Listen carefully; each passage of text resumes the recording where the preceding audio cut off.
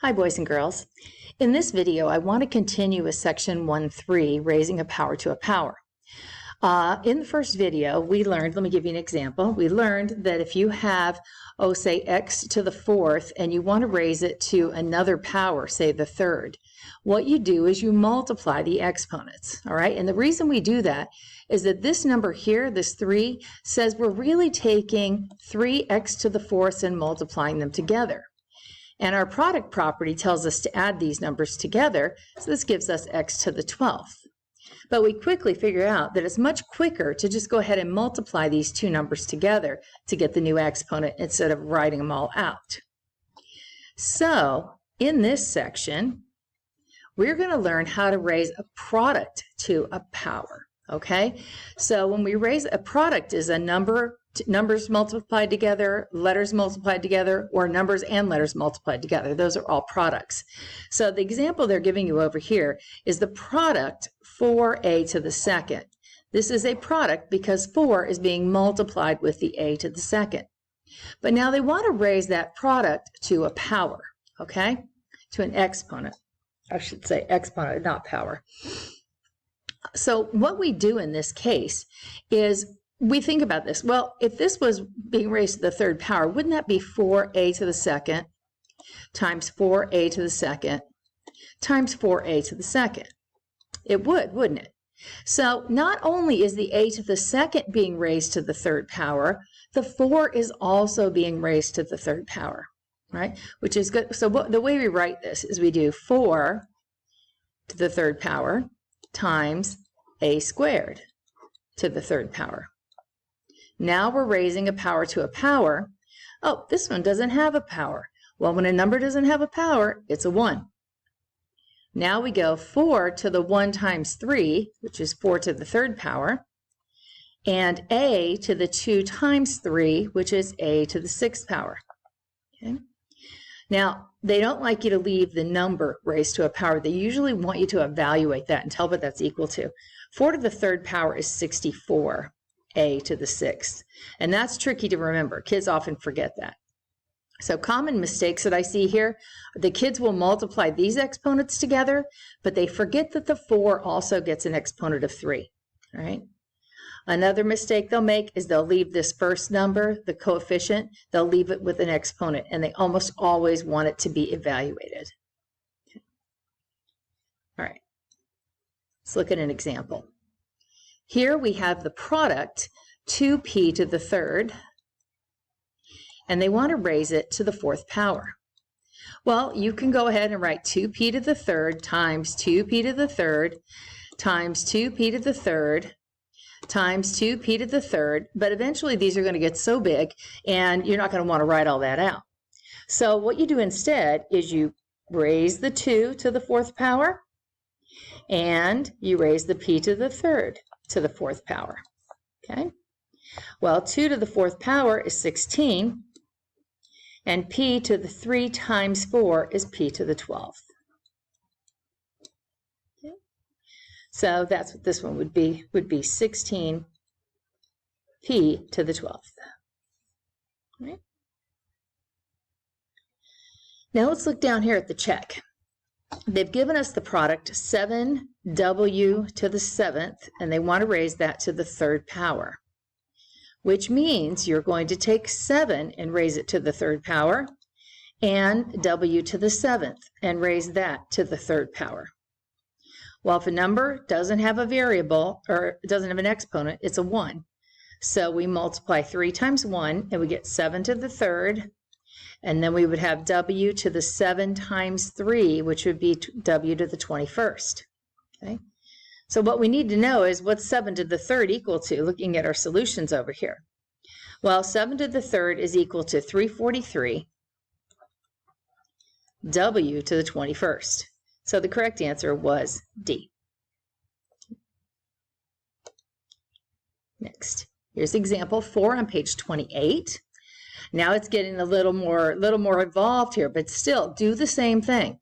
Let's take negative 2 to the fifth power. They're all going to be raised to this fifth power times m to the 7th to the fifth power times n to the 6th to the 5th power. Whoop, I want to do that. Changing my, okay. So negative 2 to the 5th power. Let's think about that.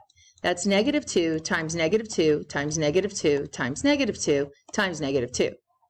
Well, because there's 5 negatives, it's an odd number of negatives, we know our answer is going to be negative. But what's our answer going to be?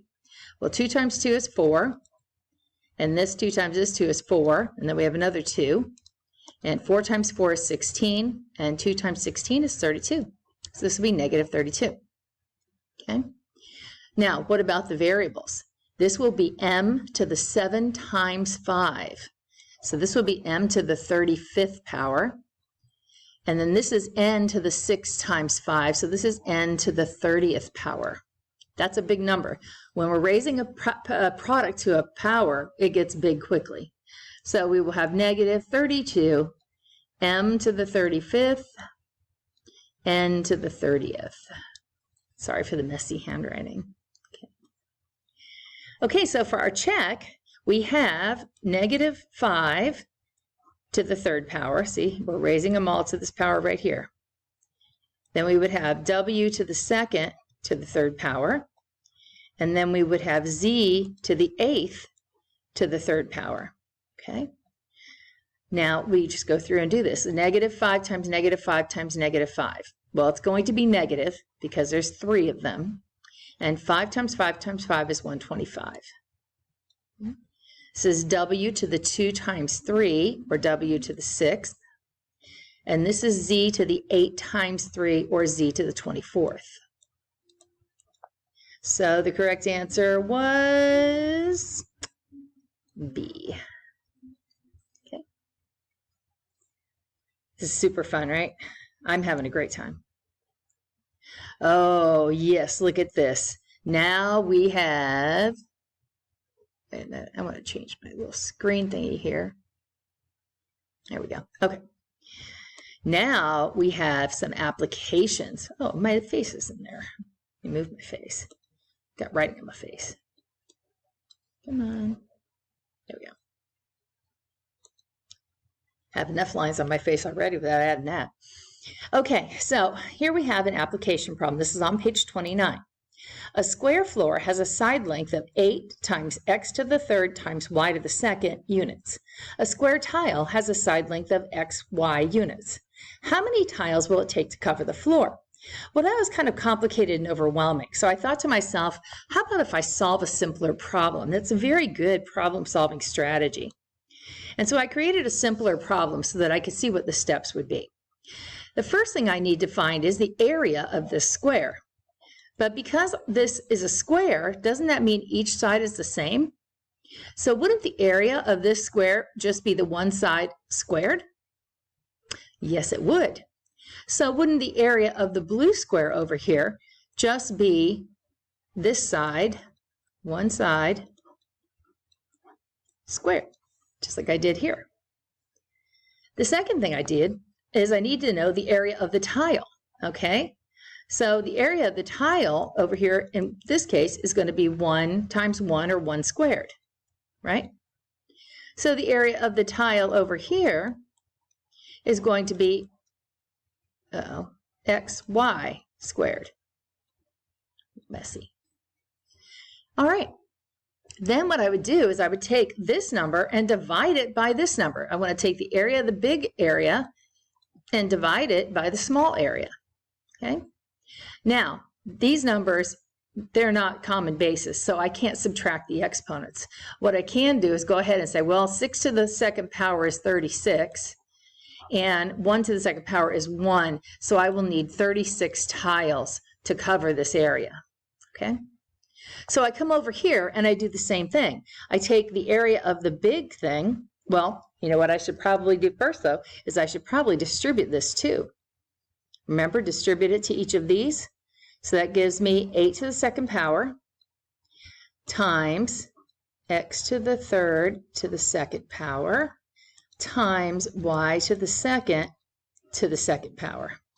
Whew, that's going to be big. All right, 8 to the 2nd power is 64.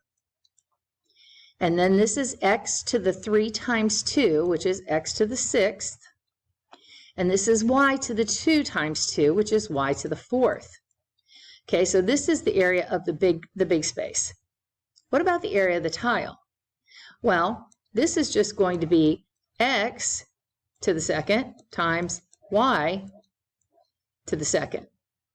So this would be x to the 1 times 2 and y to the 1 times 2. All right, now this has got multiple steps, isn't it? It's got a lot going on. Okay, now what we're going to do is we're going to take the area of the big tile, 64, x to the 6th, y to the 4th, and we're going to divide it by the small tile, x to the 2nd, y to the 2nd. This uses all the skills that you've learned in this section so far. All right, this is division with like basis. All right, this is 64 divided by 1. You remember we would separate this up, 64 divided by 1, and then we would have x to the 6th over x to the 2nd, and then we would have y to the 4th over y to the 2nd. Okay, and that gives us 64. This is x to the 6 minus 2, x to the 4th, and y to the 4 minus 2 is y to the 2nd. And this is how many of these little tiles you will need to cover this area. It's kind of involved, wasn't it? Let's do another one just so we can practice that again. All right, here's the check. We know that we need to find the area of the floor, which is going to be 3x squared y to the 3rd times to the 2nd power, because it's going to be this side times this side. So 2 of those multiplied together, that's what the 2nd power tells us. All right, distributing this, we're going to have 3 to the 2nd power, and then we have x squared raised to the 2nd power, and then we will have y to the 3rd raised to the 2nd power. 3 to the 2nd power is 9. This is x to the 2 times 2, or x to the 4th. And this is y to the 3 times 2, or y to the 6th. So this is the area of the floor. Now what about this little tile over here? Well, this little tile is the same as a tile in the other problem, okay? We're just going to do xy times xy. So we're going to have xy to the 2nd power, which gives us x to the 2nd power times y to the 2nd power, which gives us x squared, y squared. So that's for the tile. Now our last step is to take the floor, 9x to the 4th, y to the 6th, and divide it by the tile, x to the 2nd, y to the 2nd. Then we break it up. This would be 9 divided by 1. We put the x's next, x to the 4th over x to the 2nd, and y to the 6th over y to the 2nd. 9 divided by 1 is 9. X to the 4 minus 2 is x to the 2nd, and y to the 6 minus 2 is y to the 4th. I almost ran out of room on this one. And that's the correct answer. 9x to the 2nd, y to the 4th. That one. All right. Now, I know word problems are always kind of overwhelming, so don't be afraid to ask me to do some more examples like that in regular class. Okay. Let's see what else we have. Oh, guess what? That's the end of part 2. All right. So when you come to Zoom, make sure that you ask me questions about those geometry application ones. I would love to do a few more examples of that. But in the meantime, thanks for watching the video, and hope you have a great day.